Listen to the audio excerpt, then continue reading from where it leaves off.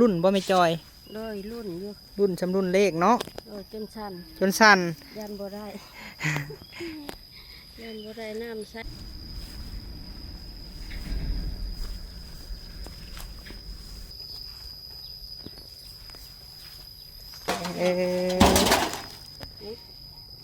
มันก็ขุ่นได้ไหมเอ่ยขุ่นเลยนาเสาบาทนี้แห้วแล้วลูกเอ้ยบ่ได้ใส่น้ำแล้วบ่ได้ใส่น้ำน้องคือเก่า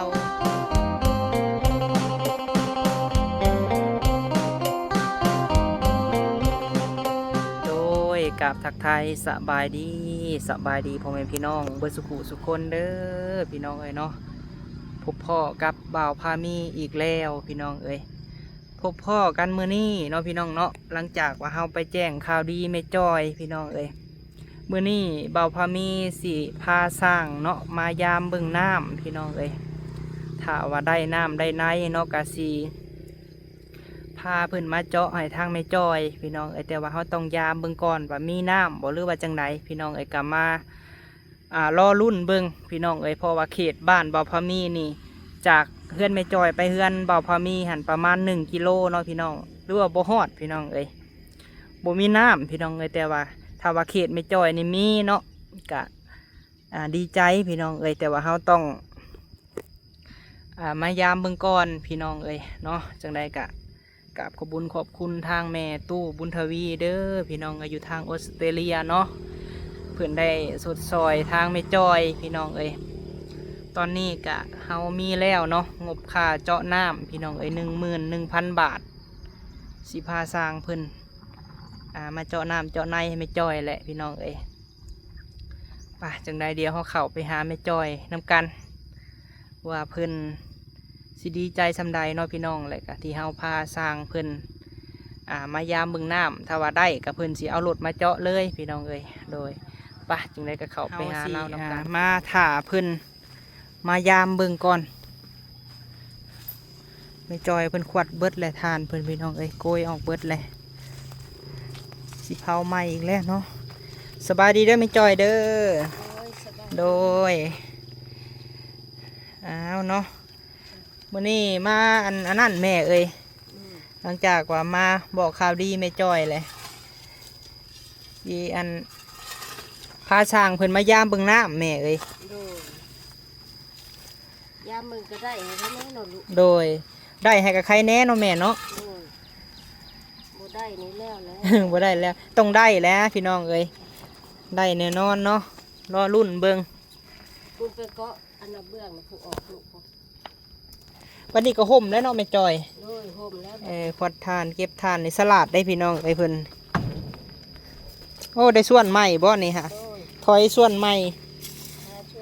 มื้อนั้นเอาเงินมามอบให้1 ล้านนี่คุ้มอยู่ได้พี่น้องเอ้ยคุ้มเติบอยู่ได้หลายอย่างเพราะว่าส่วนมันแข็งอยู่ผักเนาะเท่าไรนี่ฮะแม่80,000คือว่าใส่เงินเป็นได้เจ้านี่แม่เอ้ย ใส่เงินเป็นอยู่พี่น้องเอ้ยได้สังกะสีได้ข้าวได้ส่วนน้ำปลาน้ำซีอิ๊วบ่ได้หลายอย่างอยู่เนาะไปตัดไม้บ่ตัดไม้เก็บต้นกับโดยแปลงไว้แล้วบาดนี้แปลงไว้ใส่แล้วบาดโดยบัวแต่ตื่นมาไปหาตัดไม้ตัดตอกมือได้บ่ไปตัดไม้ก็ไปเอาขี้เลื่อยแล้วยังบ่ได้เก็บคนผู้เดียวเนาะเห็ดหั่นเห็ดนั่นเห็ดหั่นปะนี่พี่น้องเลยไปเอาขี้เลื่อยก็ได้หลายเติมนี่ซ้ำมีรถแก่ซาเล้งแก่มือเล็กมือหน่อยเนาะก็ตื่มกันพี่น้องเอ้ยเที่ยวนึงให้ได้จักสอบไม่จ่อยบางเถื่อก็ใช้4 ซอบ5 ซอบเอามาหลายมันผัดขึ้นโน้นละ9นี่บ่ได้โอ้กับเขาบอกให้ไปเอาไม้เพราะว่าไม้อันเขาตัดไว้แล้วหรือไม้ตายโดยไม้คูนเอามาให้ทานดิโดยตอนแรกมืออื่นไปแหละโดยป้าสาแม่ได้เข้ามาแหละเนาะเดี๋ยวอันไปเบิ่งก่อนพี่น้องเอ้ยมาเลย พี่เด้อมาทั้งพี่เด้อป้าไม่จอยสิเป็นแนวใดเนาะน้ำเพื่อนไม่จอย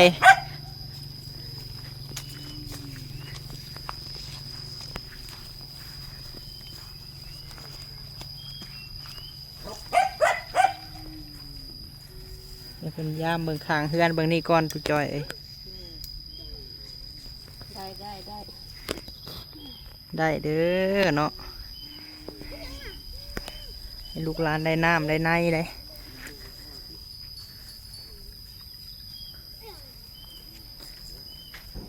รุ่นบ่ไม่จอย เลยรุ่นอยู่ รุ่นสำรุ่นเลขเนาะ โอ้จนสั่น จนสั่น ยันบ่ได้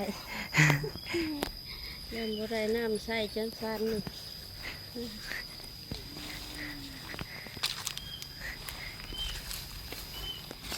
นี่ข้างเฮือนแล้วข้างหัวบอลลุบนี่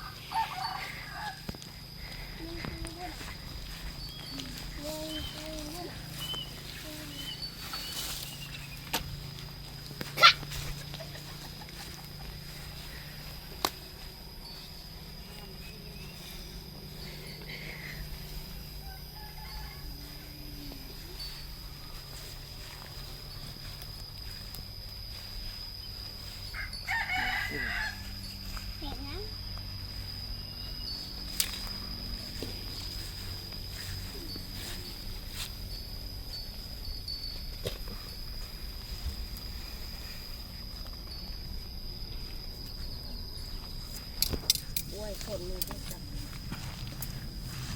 โอ้ย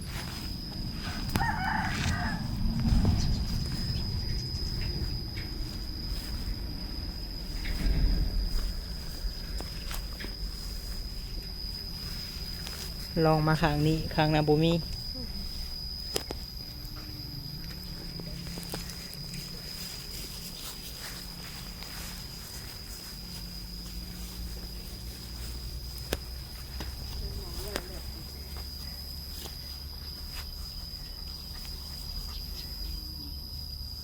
บ่มีน้ำประปาได้เนาะ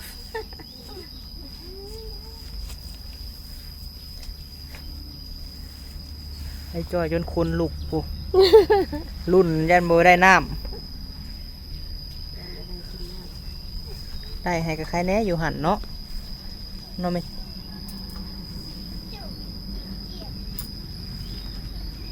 มันมีเครื่องยามเบิ่ง เนาะแต่ว่าสิไข่ก็บ่มีเสียงเนี่ยอยู่ว่า เพราะว่าอยู่นอกปั๊มน้ำมันหันบ่มีเพิ่นว่าเพราะว่าเป็นทรายเดียวทางนอกพุ่นน่ะนะ บัดลอง ไปรุ่นผู้ไม่จอยมาพี่ ลองยามเบิ่งตกแรงนะนี่พัดมีน่ะในสวนเขาลอง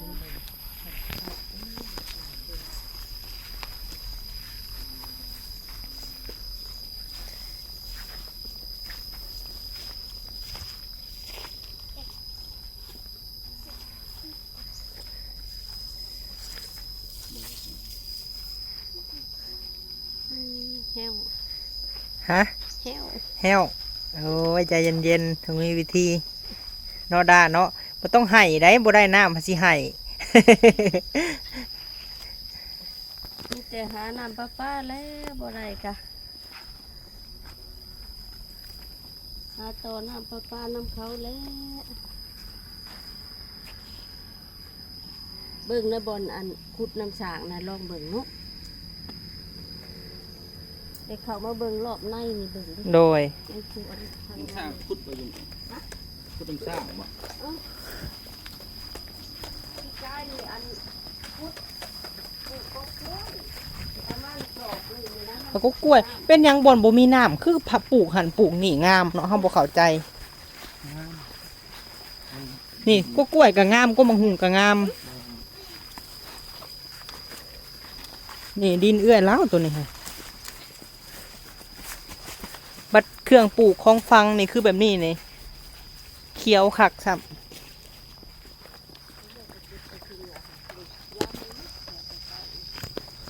นี่บ่ เขตนี่นะ ทำสร้างนี่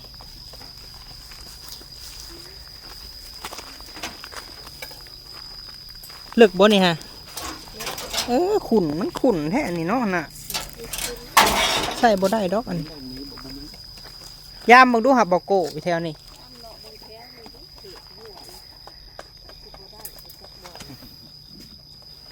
บ่มาเด้อบ่มาเด้อ ตกได้อบักหลาเอ้ยเฮียตะปูได้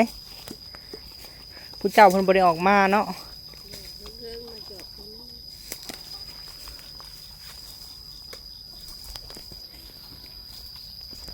เขียดนี่อึดน้ำได้เขียดทรายเฮือนเบาพะมีนี่พี่น้องเอ้ย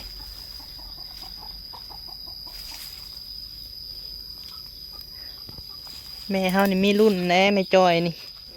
มีรุ่นพี่น้องเอ้ยเนาะ บัดตัวนี้ก็คือหยังพูดสิปลูกกล้วยขายนี่แหละเพราะว่าน้ำเต็มปากเลยนี่ ก็ลองคุดอันนี้เบิ้งบัดเดือน4 เดือน5พะน้ำอยู่หักบ่ร้ายประมาณ น้ำมันก็มาคันมีมันก็สิซึมมาแต่หนองอะไรแม่จอยเอ้ย เออ คันหัวไม้ก็คือน้ำซึมมาแต่ว่าน้ำมาจากบาดาลมันก็บ่มีน้ำบ่อยู่ฮอดลุ่มมีแต่อยู่เทิง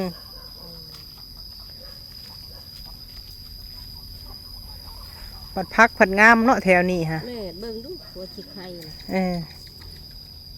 เฮิง ย่างซื้อมาแถวนี่บ่ได้ดอกย่างเลาะมันนี่บ่ได้ดอกย่านว่าบ่ได้ทั้งขอบกับทั้งกลางก็มี ๆ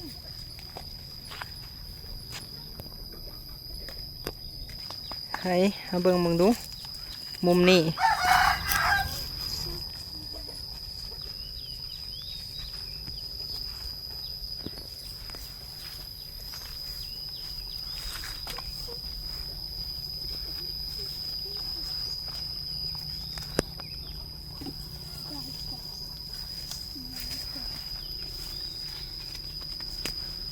ลองยามเบิ่งตอนนี้ นี่เลาะเสาทางกกคูนนี่เลาะหัวนี่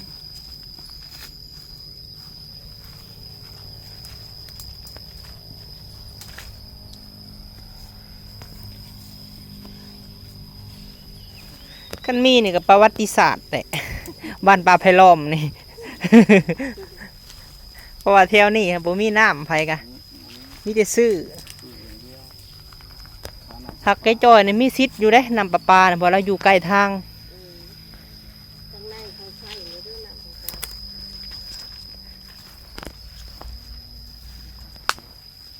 มันป้าเห็นเขาเสียกันก็บ่ได้แพงได้30,000 นึงตามมาใส่หน่อยใส่หลายบ่แม่เออ 30 มันก็ไล่พวกแห้งอยู่บ่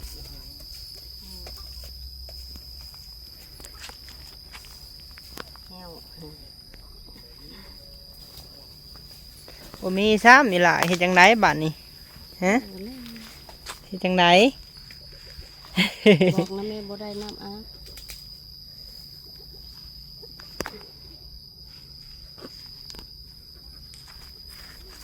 พัดน้ำสร้างพัดยุ่ง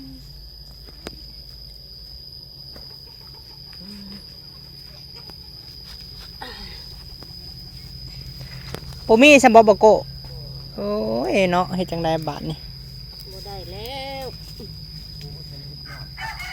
บ่มีเนาะบ่โกแถวเฮือนเฮาก็ยังบ่มีเนาะ เดี๋ยวปลากล้วยนี่ก็สิเขาได้ก็บ่เนาะสิมี ขึ้นไปถึงมันมีอยู่คันว่าแบบจอกกระทางเอินผักเบิ่งคันผักเบิ่งน่ะ เออ เทน้อย ข้ามทางไปเบิ่งนั่นได้ มีกันแบบทั้งนั้นแหละมีน้อยๆว่าใช้โดนปันกับพอได้ใช้ โดย เจ้าถึงนะ แถวนี้ครับบ่มีเลยเนาะ ที่นี่บุมี อึดน้ำอีหลีไม่จอยเอ้ยคือความหมายเจ้าเจาะสร้างนี่ได้คือแบบสี่แต่ว่าคือน้ำมันซึมมาจากหนองเนาะ แม่ แต่ว่ามันลึกลงคือเจ้าเจาะเนี่ยมันบ่ได้นะอ้าวมีแต่ว่านั้นแล้วบ่โก้เอ้ยขอบใจหลายๆลูกเบิดซองบ่นี่ฮะ ลูกกระชอบ โอ้โดยโอ้ยเนาะเฮาก็ผิดหวังในบัดนี้อุตส่าห์อันนั้นเนาะแม่เนาะโดยขอบใจหลายๆโอ้ยแหน่เฮ็ดจังไดบัดนี้ฮะไอ้ด้าเฮ็ดจังไดอีหล่าบ่ได้บัดนี้ ดีใจอยู่บ่บ่น้าบ่าวกับบ่ดีปานใดบ่ได้น้าบ่าวกับ แม่นคมลาวแล้วดีใจบ่แล้วว่าพี่น้องเอ้ย บ่ได้น้ำใส่ อ้าว สู้ๆกอดกันมาดูกับแม่หาคันบ่ได้นะเอาก่อนให้กำลังใจ บ่ได้แล้วลูก เอ บ่ได้น้ำอา อ บเอาน้ำน้องคือเก่าเนาะใส่น้ำน้อง ที่แรกอันแม่อันตู้บุญทวีว่าสิให้น้ำให้ในบัดนี้กะเฮาต้องหาวิธีไหมอีหล่ะเอ้ยบัดนี้เฮาสิเฮ็ดจังไดบัดนี้นะบ่าวแฮงเจาะบ่เป็นและขนาดสร้างเพิ่นมีรถข้างแน่เนาะ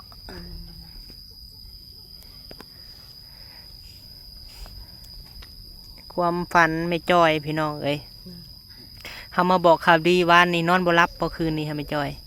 นอนบ่รับและดีใจว่าโอ้สิได้ใส่น้ำสะอาดแล้ว โดยว่าสิได้ใส่น้ำสะอาดบ่ได้ใส่น้ำน้องอีกแล้ว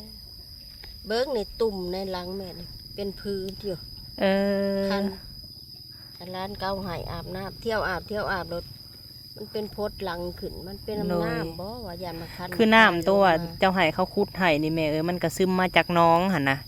เพราะว่ามันบ่ลึกคือมันลึกเกินคือแบบคือของเฮานั่นน้ำเพื่อนคือเพื่อนลูกหั่น23-24เมตรเขาเอิ้นว่าน้ำจากพื้นดินอันนี้หั่นน้ำซึมมาจากน้องโดยพาเขาไปเบิ่งเลยแม่บนเจ้าไห้เขาคุดนี่คือว่าก็อันนั้นเนาะมันก็บ่ได้เลิกเนาะเปิดเบิ่งดูค่ะปกไว้มันก็ขุ่นได้แม่เอ้ยขุ่นเนาะโดยก็แบบเดียวกับน้ำน้องเลยหั่นแหละเอาก็แนวน้ำน้องซึมมาเพราะว่าคันเจ้ามาเข่ามันก็ซ้ำว่ามาน้ำขี้ต้มไม่จอยเอ้ยก็แบบนั้นแล้วจะได้มันบ่มีได้สรุปอึดน้ำเนาะแม่เนาะแถวนี้ฮะข้าเจ้าสิซื้อเป็นแท่งเจ้าผัดบ่มีแท่งเนาะโดยเพื่อนนี่ก็ระวังมันเซทับได้ด่าเอ้ยเราก็บ่เป็นมั่งได้พี่น้องเอ้ยเพื่อนค้างหักเบิดเลยใหญ่เติบได้เฮือนหลังนี้กันเนาะป้าแม่ไก่เจ้าบ่นี่ไม่จ้อยไก่เจ้าบ่นี่ฮะไก่ใหญ่งามเนาะโอ้ไก่4 โตเขามีตัวงามๆพี่น้องเอ้ยโดย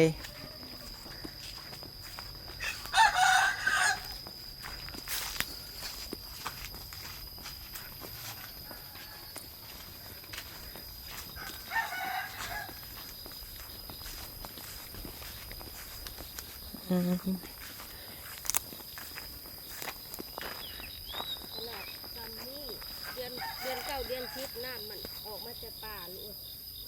จะไหลลงมาน้องนี้ทางเทิงผู้พี่น้องพอว่านี่เนาะเปื้อนเลยพี่น้องเห็นบ่นี่น้ำมาจากอันเทิงพุ่นเพราะว่าเพื่อนไม่จอยพันมันลุบพี่น้องเลย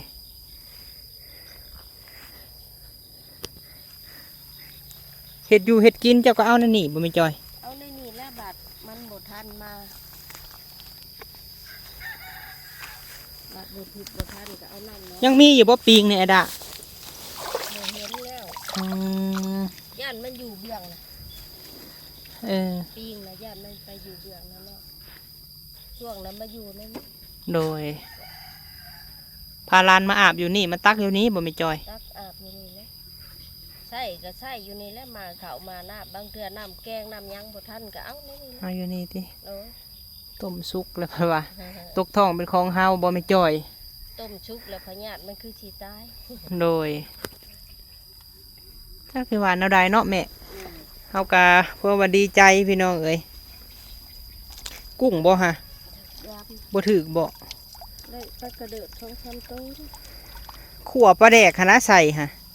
มันขาดเลยอยู่พื้นโอ้ต้องใช้กระปูกับอ้าวเมื่อเด้เมื่อบ่ได้น้ำพิษวังเลยพี่น้องเลยไปออกไปนอกคนละบัดนี้ไอ้ด้านี่นอนรับอยู่บ่นอนอีหล่ามือแรงนี่ กำลังมีความหวังพี่น้องเลย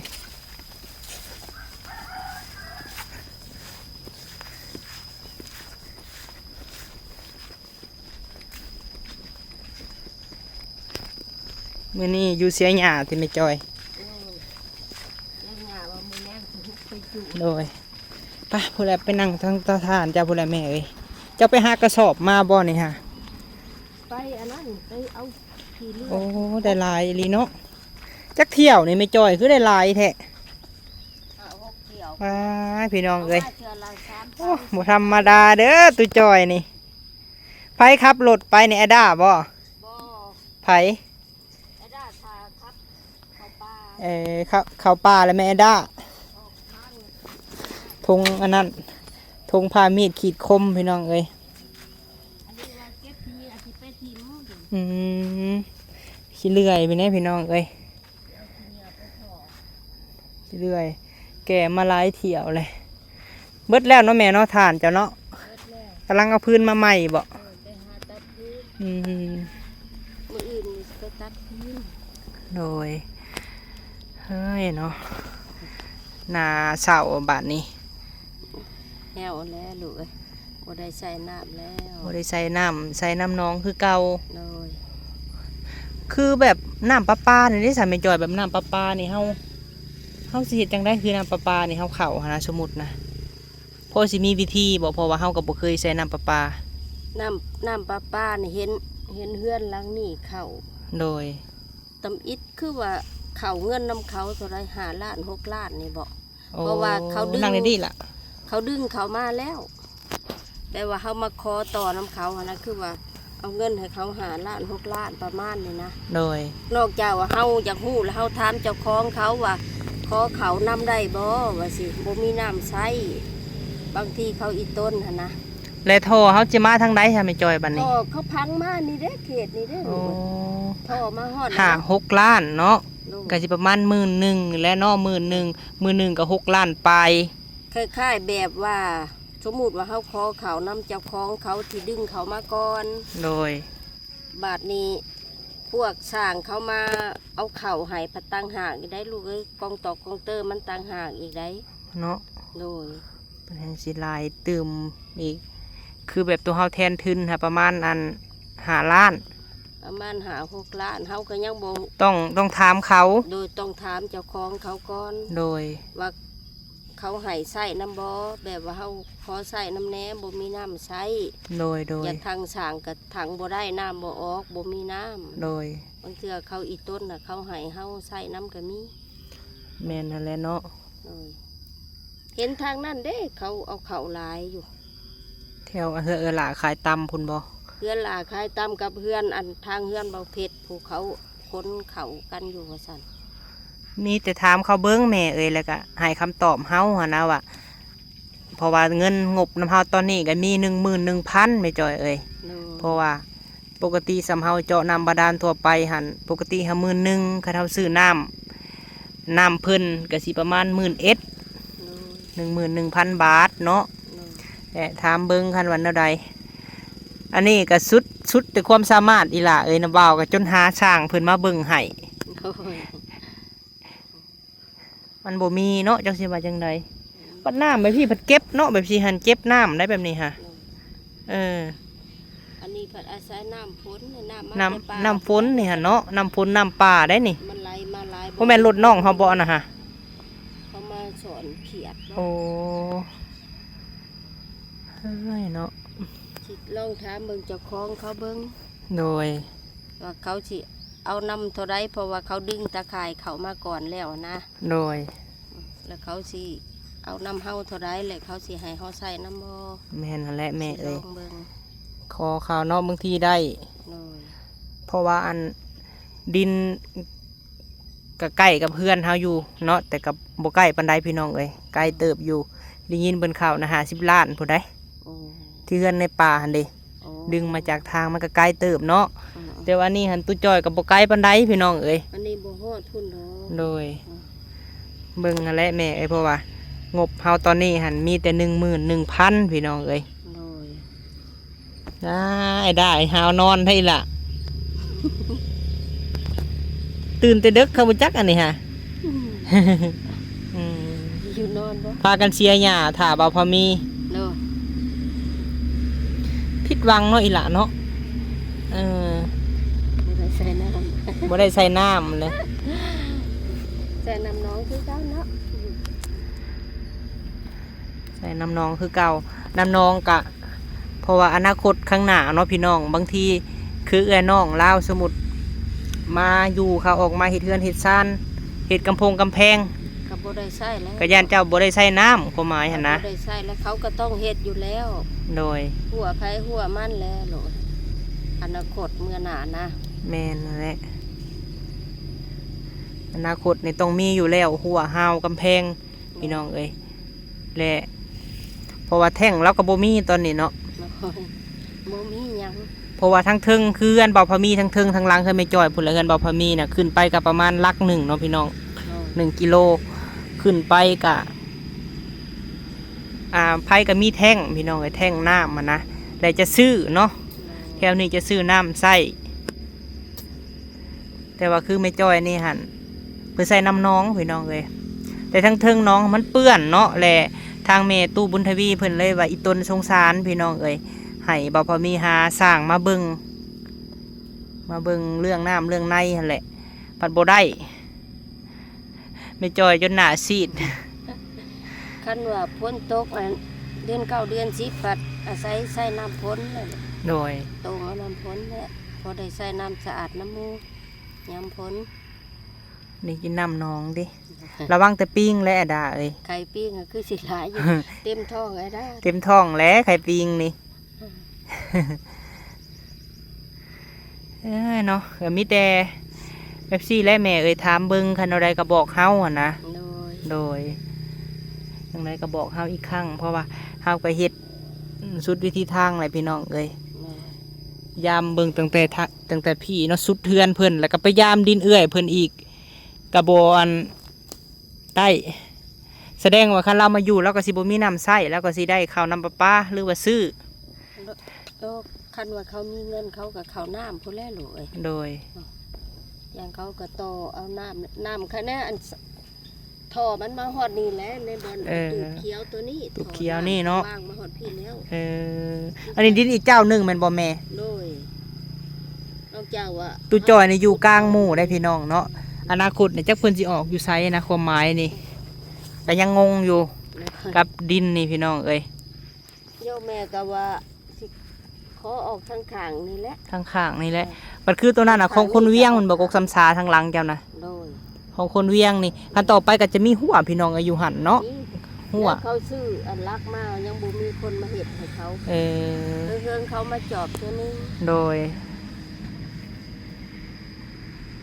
ผู้ชานแม่ก็สิขอออกเบื้องกกซ้ำสาหรือว่าออกเบื้องนี่นะ